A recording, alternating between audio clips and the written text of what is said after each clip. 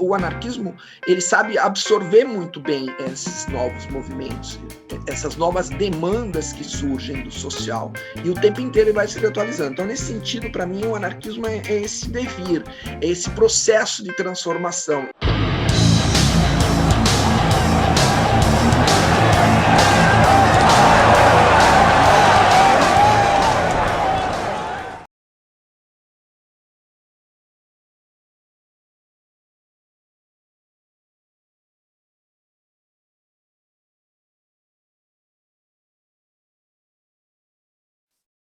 E aí, pessoal, sejam bem-vindos e bem-vindas ao 8º episódio do programa Conversas Libertárias, uma parceria do NEPAM, LPPE UERJ, com o canal Aqui se faz História. No episódio de hoje, entrevistaremos o professor e pesquisador Carlos Romani. Então, vou passar a palavra para o professor Romani, para ele se apresentar, falar dos interesses dele, da formação dele, para darmos prosseguimento à nossa entrevista. É com você, professor. Obrigado, Ingrid. Boa tarde. Boa tarde quem está assistindo aí e no canal. Parabéns pela iniciativa, muito boa essas conversas libertárias e esse trabalho de divulgação do que é feito na universidade é muito importante. Parabéns mesmo pela iniciativa. Bom, sou o Carlos Romani, eu trabalho na universidade, né, na pesquisa as temáticas do anarquismo e outras temáticas de estudo de fronteiras amazônicas, numa perspectiva de análise através de um olhar que eu considero libertário, mas basicamente eu comecei a minha carreira fazendo pesquisa no anarquismo, na graduação, no começo da década de 1990, na USP, depois continuei com o mestrado e o doutorado na Unicamp, e continuei posteriormente, né, enfim, desvinculando um pouco do tema direto e específico da história do anarquismo para a história de movimentos sociais, no caso do meu pós-doc no SEBRAP, né, movimentos sociais trabalhando na Baixada Santista, né, nas questões ambientais e com as comunidades tradicionais. E, em seguida, eu me aproximei do estudo de fronteiras, né, a partir também de uma história do estudo sobre anarquismo, né, na fronteira norte brasileira, a construção de um campo de prisioneiros, uma colônia penal, na quais foram confinados anarquistas, na fronteira do Oiapoque. E aí eu me interessei também pelo tema das fronteiras, e entendendo as fronteiras como esse espaço de trânsito, de confinamento, né, de exclusão, então sempre também olhando a dimensão histórica das fronteiras a partir de uma perspectiva mais ampla, né, que eu denomino libertária, né, vinculada na história social e que não é necessariamente, né, conectada com a tradição marxista. Bem, então, um pouco em linhas gerais, né, o que eu fiz atualmente, desde 2010, eu estou professor de História Contemporânea na Universidade Federal do Estado do Rio de Janeiro, a Unirio, e lá trabalho com as temáticas do anarquismo e das fronteiras, né, sempre nessa perspectiva libertária. Bom, basicamente é isso, né? Passei por vários arquivos, né? Tenho mais de 20 anos de trabalho, mais 25 anos de trabalho e pesquisa, né? Em diversos países. Então, enfim, estou à disposição aí de mais alguma coisa que vocês queiram perguntar especificamente sobre o meu trabalho. Então, professor, eu acho que você poderia comentar um pouco sobre a sua pesquisa do mestrado, que ficou bem marcada nos estudos do anarquismo, né? O livro até hoje é muito comentado, é uma referência para nós, pesquisadores. Queria que você comentasse um pouco, e junto a isso, como você chegou no Oreste Ristori? Eu sei que essa pergunta todo mundo deve te fazer sempre, mas como você chegou nele, né? Foi por uma experiência na graduação? Trabalhou com algum jornal específico? Foi alguma afinidade por você ter descendência italiana? Como é que foi isso? Como você descobriu o Oreste Ristori? Ao contrário de boa parte dos pesquisadores do anarquismo, e que provém da militância, e cuja militância já começou muito jovem, né, no punk, por exemplo, né, muito comum, né, o sujeito ser um ativista do punk, e aí ele passa, né, para o anarquismo e conhece o anarquismo e depois vai fazer uma trajetória acadêmica, né, porque ele tem também interesse em ser professor, etc. Eu não provenho diretamente do anarquismo, né? Eu, na década de 80, no final da minha adolescência, minha juventude, eu não tinha uma aproximação. Eu tinha aproximação com os independistas da USP, o pessoal do Vento Novo, política independente, outras coisas, mas eu não tinha claramente, ainda não havia uma difusão tão ostensiva, né? Ainda não havia uma militância muito forte do anarquismo, havia uma retomada do movimento, né? Mas era tímida e não penetrava como hoje penetra na universidade, e também fora dela não chegava, né? Eu venho de um bairro operário, né? De origem operária em São Paulo, o bairro de Piranga, e quando muito lá, o movimento social tinha uma ascendência do Partido dos Trabalhadores, né, derivado do Partido Comunista, mas anarquistas não tinha muito.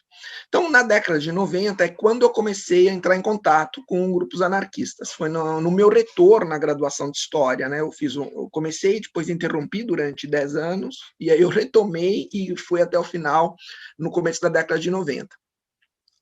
E em 92 teve o Outros 500 na PUC de São Paulo, né, que bombou, reuniu uma quantidade enorme, né, de pessoas, foi um dos grandes fenômenos, né, primeiros grandes fenômenos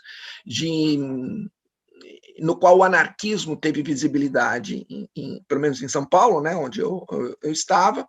Então, tomei contato, me interessei, comecei a me aproximar do Centro de Cultura Social, e, simultaneamente, numa cadeira lá da graduação de Brasil República, um dos temas propostos do trabalho era a cultura anarquista.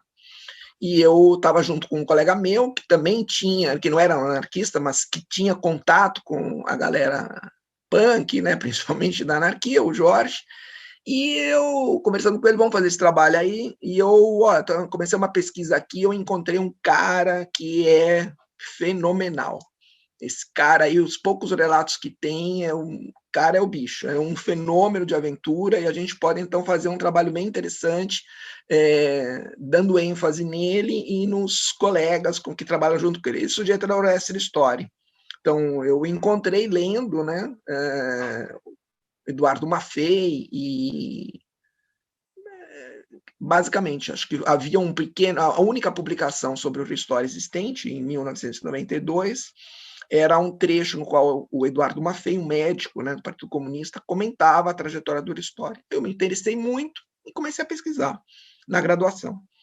Levei isso para o mestrado, né, queria fazer uma biografia, e fiz uma biografia. Na verdade, eu era muito relutante em entrar para o mundo acadêmico, justamente porque eu comecei a me aproximar da militância e da circulação no espaço do Centro de Cultura Social, e vocês sabem, né, que os anarquistas, em geral, né, o pessoal da militância de base, tem um certo rechaçamento em relação à academia, à universidade, né, são os outros espaços. Então, eu também era assim, mas eu não tinha muita alternativa, possibilidade, conversando com a orientadora, depois de fazer um trabalho no Museu da Imagem do Som, ela falou, não, vai lá na Unicamp, a gente vai receber você tem como fazer uma belíssima biografia e tal. E eu sempre quis fazer uma biografia que fosse o menos acadêmica possível, né? Minha ideia era construir a história do Ristori falada por ele mesmo, né, em primeira pessoa. Aí eu fui cortado em relação a isso, não havia possibilidade, eu acabei montando um trabalho um pouco mais acadêmico, mas ainda assim eu entendo que o resultado final, né, essa edição em italiano, né, aquela que eu tenho mais carinho, porque está melhor, saiu em 2015, o resultado final é muito narrativo. Então, ele pode ser lido como um trabalho historiográfico, mas eu acho que tem um quê de romance, né? Tanto tem um quê de romance que em 2014, né, um candidato a cineasta, um Bruno também, não o Bruno Benevides, né, que é outro rapaz que tem a ver com cinema, me procurou interessado em fazer um roteiro para fazer um documentário, um filme sobre o Ristori. Então, também quando eu construí, eu já pensava nessa questão imagética, né? Eu vi a história dele narrada do fim para o início, então, para mim, a forma já era tão importante quanto o conteúdo, né? Talvez por a minha experiência de trabalho, de pesquisa no Museu da Imagem do Som de São Paulo, né, com a história oral, e depois que me levou também à produção de documentários, junto com o coletivo Sinestesia, os Escolas Modernas, que nós fizemos em 95. Então, eu tenho essa história imagética na minha mente, e a construção narrativa é muito importante, né? Então, eu acho que um trabalho tem que ser bem escrito e tem que ser bem lido. Eu admiro o Duby, que escreve Guilherme Marechal, os franceses que sabem escrever, né? E realmente eu tenho já um profundo desprezo quando eu pego um trabalho de história, mesmo de grandes historiadores, que é maçante a escrita, não gosto. Então, essa é... E aí, então, eu comecei e fui atrás dele, né? Ele foi o meu percurso que me permitiu conectar, aí sim é verdade, uma outra questão, me permitiu conectar um pouco um conhecimento das minhas origens, né? Eu sou filho de imigrantes, mas imigrantes que chegaram na década de 50, né, que se conheceram aqui, mas eu tinha uma relação muito histórica com o meu avô. Então, apesar da dedicatória no livro ser ao meu pai, que faleceu quando ele foi publicado, né, ele foi publicado em português em setembro de 2002, meu pai havia falecido em março, mas a minha grande relação afetiva do ponto de vista político, social, do entendimento das condições das pessoas era com meu avô. Meu avô era um operário, nasceu em 1900 na Itália, né? E eu nasci na casa em que a gente nasceu. Ele trabalhava, né, nos fundos da casa. Ele tinha uma pequena oficina, trabalhava sozinho. Ele trabalhava com a marcenaria, né? Ele fazia modelos de projetos para a indústria, então vivia lá com a serragem, e eu cresci naquele meio, ele me falando, isso é uma ditadura, aqui teve um golpe, esses dois partidos não servem para nada, é mentira, era NMDB. Eu fui crescendo um pouco com aquilo, e eu quis, então, voltar para essa Itália do início do século XX, na qual meu avô nasceu, para poder também entender um pouco esse mecanismo, né, da constituição social do imigrante que chega aqui. E acho que o História me permitiu também esse percurso, esse entendimento. Então, há uma conexão entre a imigração e a questão social trazida pelo anarquismo, né, pelo pensamento libertário, né, como um elemento do ativismo social junto ao movimento operário e à sociedade, a parcela excluída da sociedade, que é diferente daquele produzido pelos militantes mais ligados aos partidos de tradição marxista, né, que tem uma centralização, uma rigidez mais forte, no meu modo de entender. E aí eu construí a biografia dele, que me permitiu conhecer e circular pela Argentina, pelo Uruguai, pela Itália, pela França. Faltou a Espanha, né? Eu não pisei na Espanha, porque o Ristori também esteve em 37 em Barcelona, e entender um pouco isso. E o trabalho, então, teve essa característica, acho que ele, naquela época, já era relativamente inovador, né, pela forma e principalmente por fazer isso.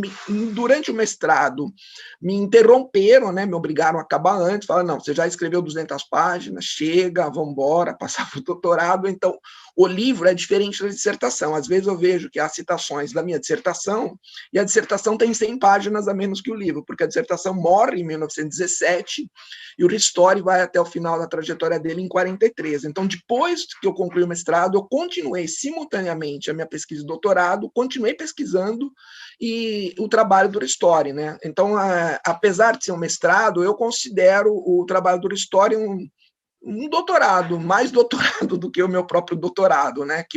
Que tem uma série de intervenções que me levaram a mudar o objeto. Então, nesse sentido, eu acho que ele é bastante interessante, inovador, e ele antecede um fenômeno que se tornou agora mais ou menos moeda corrente, né, da história global. Em 2000, quando fiz o History, ninguém nunca tinha falado em Global History, mas o trabalho, como disse o Fernando Teixeira, né, uma vez lá na Unicamp, Fernando Teixeira, né, que é da Unicamp, trabalha com... Ele comentou, o seu trabalho, na verdade, foi aqui na Getúlio Vargas, foi num seminário que houve na GV, nos bons tempos da GV, antes dela entrar em decadência agora na área de história, que o meu trabalho era um trabalho história global, né? Um dos primeiros, um dos pioneiros. Então, assim, eu peguei isso e hoje eu trabalho muito repensando isso, né? Colocando, bom, se naquela época os temas transatlântico, transleft, a circulação transatlântica, global history, não eram conceitos correntes.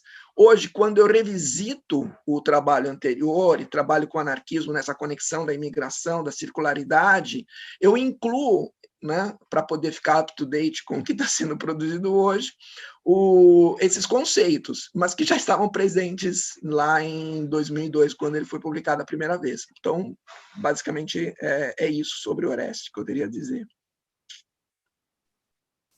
Há de reconhecermos que o trabalho do Oreste é, de fato, né, o seu trabalho é pioneiro nesse campo, né, do transnacionalismo, da história global, enfim, da circulação internacional de militantes, de ideias, enfim, precisa ser referendado como tal. Eu ia perguntar justamente sobre a pesquisa do doutorado. Como aconteceu essa mudança do tema, já que você tem, e você demonstra isso o tempo todo, e acho que o livro, acho que eu gosto de ler aquele livro, porque aquele livro, de fato, é uma aventura, né? Você se sente parte, você acha incrível. Bom, eu acho incrível as aventuras do Oreste. Então, você fala com muito carinho dessa pesquisa. Então, como ocorreu essa mudança na temática, né? Como você se aproximou dessa temática da fronteira? Né? Em que momento você falou, olha, eu preciso dar uma mudada de ares? Como é que isso aconteceu no sua formação acadêmica e também pessoal?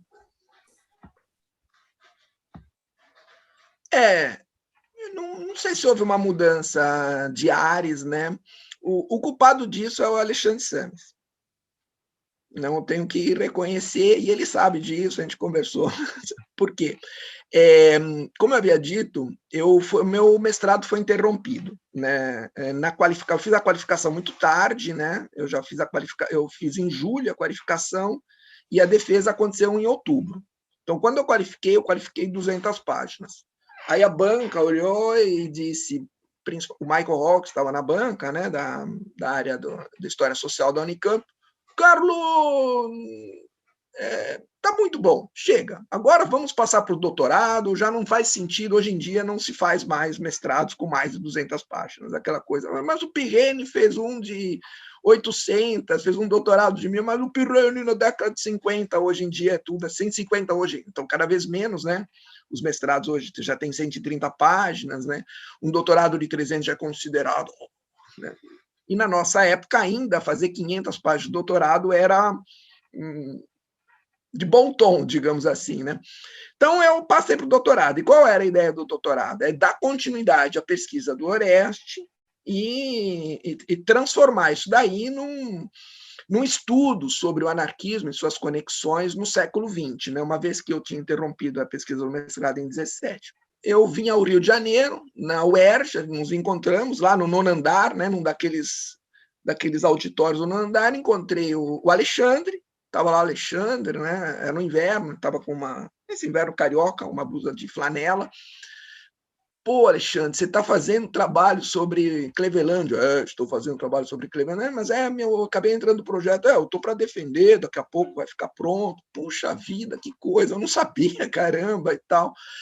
Sim, mas assim, o meu foco é mais lá mesmo, eu não sei. Aí eu ficamos naquela conversa, falei, tá bom, eu vou dar um jeito de não coincidir, não conectar com o teu trabalho, porque é o teu mestrado e ele já está em andamento, não tem sentido eu fazer isso, né? Porque enquanto eu fazia a pesquisa do Ristori, o meu truque foi ter encontrado esse outro objeto que somente o Paulo Sérgio Pinheiro havia escrito nele no Estratégias da Ilusão, o campo de concentração de prisioneiros em Clevelândia. Como o Alexandre ainda não havia publicado nada, eu então resolvi, em 1999, durante o doutorado, começar essa mudança.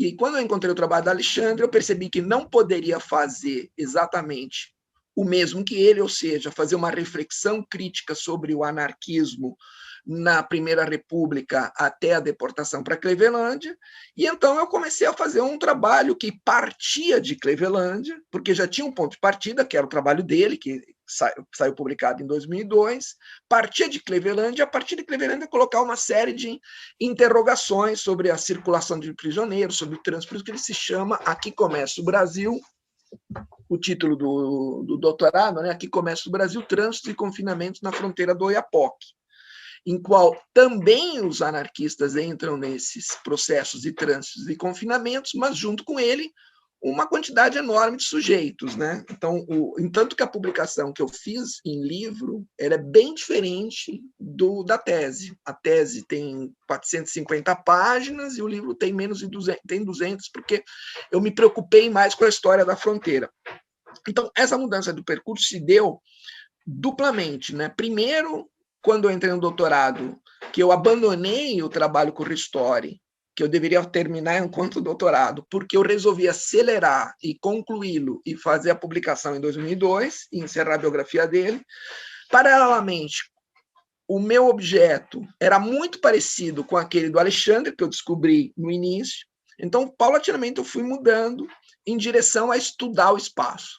Então, e quem me disse isso daí, foi uma boa dica mesmo, o Edson Passetti da PUC, ele comentou comigo, Carlos, não se preocupe, porque se você no mestrado realizou uma obra em que o sujeito ia para diferentes espaços e você acompanhava esse sujeito, agora você tem um espaço para onde afluem diversos sujeitos.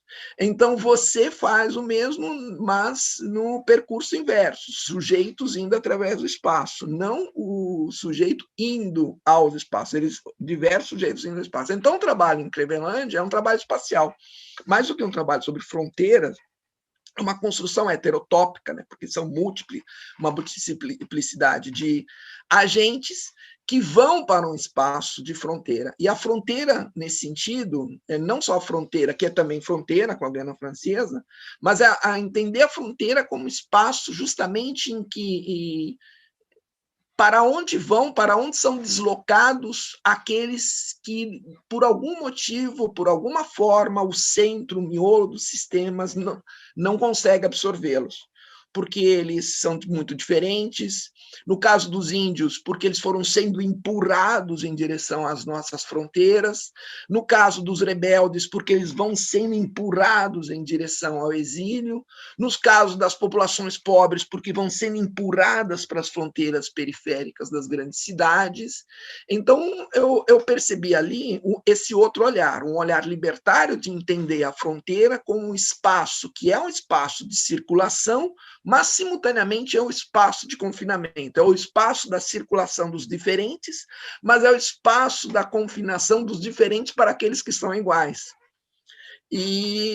Essa é a tese. Então, a tese, no fundo, discute isso, né? E o Clevelândia do Norte, o campo de concentração, a colônia penal, depois o campo de concentração, ele é um pouco pretexto para discutir isso. E eu passei, então, a me interessar pelo estudo de fronteiras. E eu decidi que era um segundo campo de interesse, porque o anarquismo você conquista porque você é um ativista, então você não se separa dele. Foi quando eu cheguei em Belém do Pará, pela primeira vez, né, no norte, né, do país, fui ao ver o peso, vi aquela quantidade sem precedente de tipos de farinha, de tipos de peixe, de variedades de vegetais, de tipos indígenas diferentes. Falei, caramba, eu tenho quase 40 anos, 35, 40 anos, e desconhecia que o Brasil é originalmente indígena, né? Por que não nos contam essa história, né? Então, a história da branquitude, da colonização europeia, agora a história da africanidade, mas a real história brasileira, a base de todas as histórias, né, que nós somos uma construção de uma população que emerge da indianidade, nos foi sonegada. Aí, então, eu conectei tudo e decidi passar a pesquisar isso. E me se tornou um campo paralelo. Então, eu tenho esse olhar muito carinhoso, sempre com relação ao anarquismo, porque mais do que a pesquisa do Ristori, é o entendimento que eu construí sobre o mundo, da forma como nós devemos nos relacionar com os outros. Por isso que eu tenho muita dificuldade quando eu tenho que lidar com anarquistas que têm uma concepção do anarquismo, às vezes, muito próxima do bolchevismo, né? E às vezes não sabem disso. Então, isso me fez afastar disso. E, por outro lado, o entendimento de que essa marginalidade a qual nós pertencemos, anárquicos, esse lado de fora, como fala o Christian Ferrer, né, como enfatizou também nas suas pesquisas, o Foucault, essas linhas de fuga que nós temos no nosso movimento são as mesmas que a população indígena brasileira, no processo da conquista, na guerra da conquista, foi sofrendo em direção aos interiores, aos espaços de cada vez mais fronteiriços, né? E que todas as demais populações que, de certa forma, são marginais ao, ao modelo mais sistemático, né, ou uma concepção epistêmica que escapa, né, ao dominante, elas acabam nessa marginalidade, portanto, elas também são fronteiriças. Então, conectando isso, para mim, não há distinção de interesse, é uma coisa só. O anarquismo e o estudo de fronteiras, eles são, para mim, complementares, do ponto de vista epistemológico. Eu acho muito importante você tocar nesse assunto, porque agora tem alguns estudos que a gente tem observado um giro, na verdade, espacial na história. Só que esse giro já vem ocorrendo há muito tempo. Isso não é recente na historiografia, né? Alguns trabalhos, como o seu, já vêm demonstrando isso. E também, dentro desses estudos transnacionais, tem se focado muito na questão espacial do anarquismo. E é só observar que trabalhos como o seu já estão apontando nessa mesma direção. Então, já que você mencionou isso, do espaço e da própria Clevelândia, eu queria saber se é possível considerar, né, a Clevelândia um campo de concentração, né?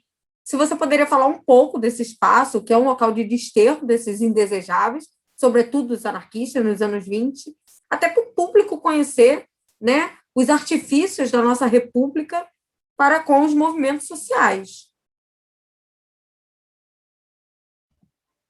Bem, tecnicamente não é um campo de concentração, mas é um campo de concentração à brasileira, né? Assim como a gente lockdown, né? Hoje a palavra da moda, né? Os negacionistas, assim, não podemos ter lockdown. Realmente, nunca tivemos, né? Imagina, se houvesse aqui um fechamento como em Wuhan, né? Então, mas o país ele não permite, a população brasileira é muito livre, né? Incapturável, digamos assim, né? Isso independe da esquerda ou da direita, né? Portanto, também a polêmica sobre o contemporâneo, ela precisa ser pensada não na dicotomia da política, né, que se coloca, mas no próprio comportamento do indivíduo, né? Então, assim, o campo de concentração aparece nominado lá no arquivo do Arthur Bernardes, né, que foi no Arquivo Público Mineiro, onde está o fundo do Bernardes. Quando você vai no inventário, aparece Clevelândia, campo de concentração. Então, usei a própria definição arquivística oficial para nomear como campo de concentração. E fazer a primeira publicação lá que eu fiz, quando eu coloquei lá na Verve, em 2002, com a colônia penal ou campo de concentração. Eu faço a pergunta, né, que não é o Leijer, né, alemão, né, mas não seria possível, né, não há nada comparável. Se houvesse um nazismo no Brasil, ele dificilmente seria a mesma coisa que o alemão, né? O nível nosso de disciplina é muito menor. Então, assim, tecnicamente não é um campo de concentração, né? Agora, o que me importou colocar é justamente essa situação esdrúxula que aconteceu lá no Oiapoque e que implica num confinamento, né? Nem o Ushuaia no extremo sul da Patagônia, né, onde esteve o Simon Radovsky, é um campo de concentração, uma prisão que não é um campo de concentração, é diferente.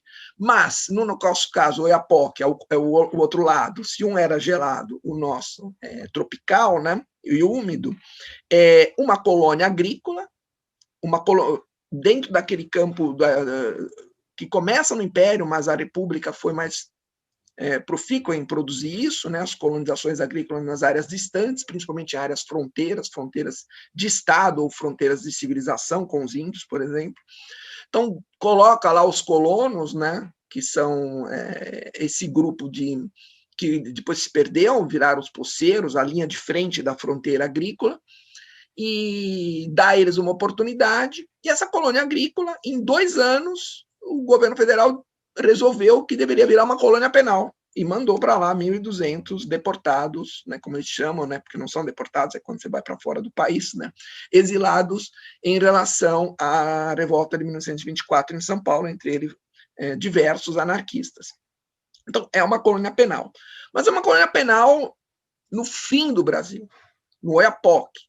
Eu estive em Clevelândia, né, dormi lá em Clevelândia, e em 2001, e já era muito difícil chegar em 2001, imagine em 1924, né? Então é um local extremamente distante, fugir de lá, ou entra na selva, ou você atravessa o rio Oiapoque e vai para a Guiana Francesa.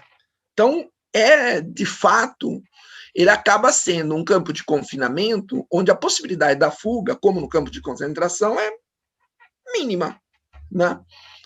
Só que é a natureza e não o humano, né? E não a ação do homem, mas é a própria natureza em volta do campo que lhe dá essa condição de confinamento, né? E não é uma concentração, porque a concentração, a própria palavra diz, né? Você concentra muitas pessoas num espaço pequeno, né? E no caso, o Clevelândia não é isso. Mas é um fenômeno brasileiro do que seria um campo de concentração, do meu modo de entender. Nossa, eu acho que as suas explicações foram ótimas. Para finalizar a nossa entrevista, eu gostaria de fazer uma pergunta que eu não sei exatamente se todos nós temos uma resposta para isso, mas o que seria o anarquismo para você? Né? Isso para além da academia, o que seria o anarquismo? Enquanto projeto político, social, o que é o anarquismo para Carlo Romano? Talvez, quando era mais novo, eu achasse que o anarquismo pudesse ser alguma coisa, né? Porque todo jovem ele entende que é absolutamente necessária, aquele que é um ativista, um militante, a transformação, né? Se choca com o social e vai da transformação, né? Hoje eu acho que o anarquismo não ele é um devir, é algo que sempre estará por ser, né? Então o anarquismo nunca será, né? Porque sempre depois daquilo que houver, haverá algo a ser alcançado. Então, esse movimento, no meu modo de entender, é o anarquismo. Então, primeiro, o anarquismo não é estático. Então, o anarquismo é dinâmico. Então, o anarquismo é revolucionário? Sim, mas é uma revolução que é permanente.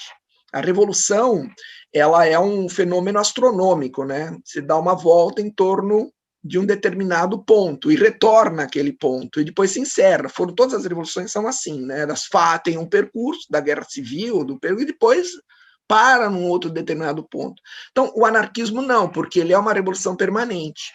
Ele não pode parar, né? Portanto, envolve uma dinâmica e uma potência, uma energia descomunal, porque implica que os indivíduos que são seus agentes, o tempo inteiro eles precisam estarem se transformando, se atualizando, e colocarem isso na ação social. Portanto, também o anarquismo, ele é, no meu modo de entender, dentro dos projetos socialistas existentes, é o mais potencial de todos, porque ele, de antemão, ele já abre para essa perspectiva do devir e que sempre a nova geração vai reatualizar e vai revelar e vai fazer isso. Por isso que a gente sempre corre à frente dos outros. Por exemplo, a questão da decolonialidade, né, que agora chega. Nos últimos anos, a gente vê que grande parte não só na academia, né, mas da militância marxista, ela absorveu a questão da decolonialidade, no caso brasileiro, por um viés da negritude identitário, porque aqui é principalmente no eixo Rio-Bahia, Rio-Recife, que é mais forte, então absorveu, mas 10 anos atrás,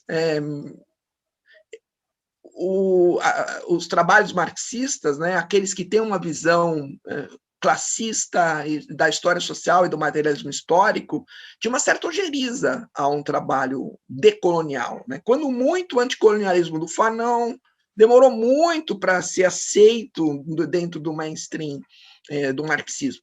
Enquanto isso, o anarquismo sempre pensou dessa forma, não decolonialmente, porque como a globalista não era esse o nome, mas anticolonialmente, ou anti-eurocentricamente. Recli, quando faz a nova geografia universal, quando visita o Brasil, ele tem uma afirmação crítica sobre o movimento migratório e colonizador europeu, a América. Né?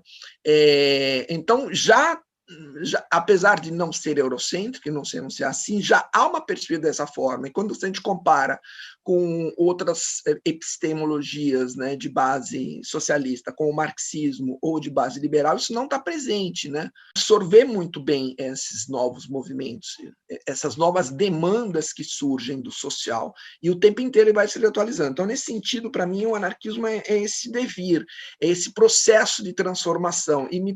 Agora, por outro lado, me parece difícil que a gente consiga chegar ao Jardim do Éden, né? O Jardim do Éden, ao termo final da revolução, né? Porque isso mataria o anarquismo. Né?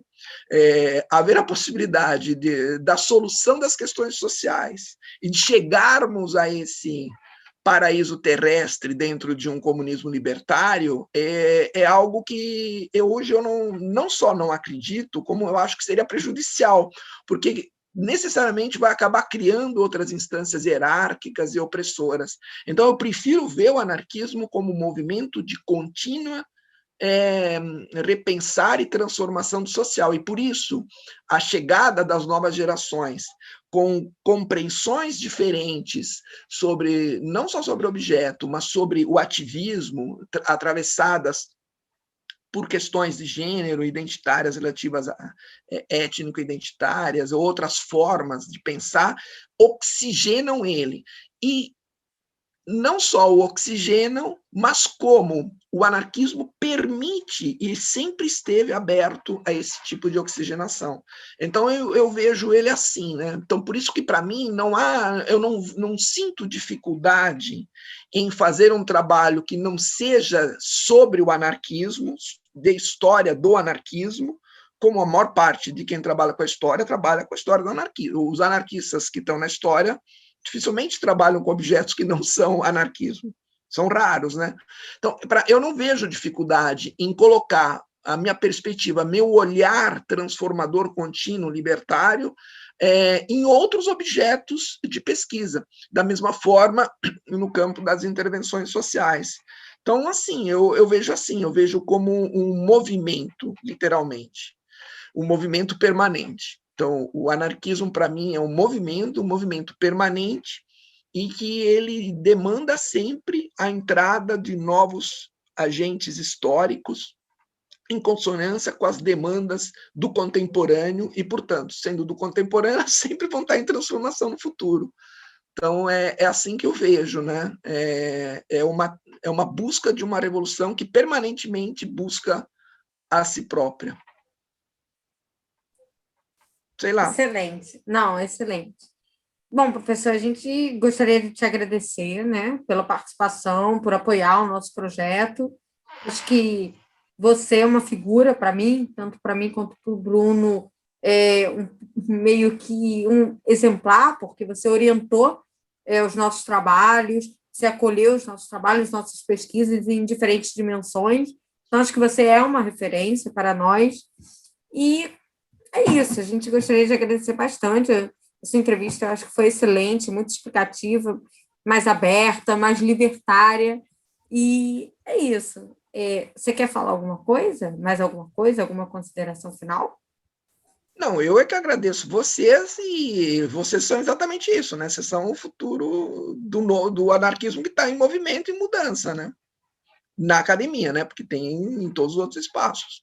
E parabéns pela condição, pelo programa, pela iniciativa novamente, e eu acho que o meio, né, de divulgação é fantástico, né? A gente precisa de mais disso daí, que a gente faz muita coisa, porque tem essa cisão, né, entre a universidade e a ação social. Acho que vocês, através disso, conseguem integrar as duas. Parece muito interessante o projeto de vocês. Para vocês que estão de parabéns. Obrigada. Bom, pessoal, até o próximo episódio do Conversas Libertárias. Lembrando que os vídeos ficam disponíveis nos canais do LPPE e do Aqui Se Faz História. Então, não se esqueçam de curtir, comentar e compartilhar nossas entrevistas. Saudações libertárias para vocês.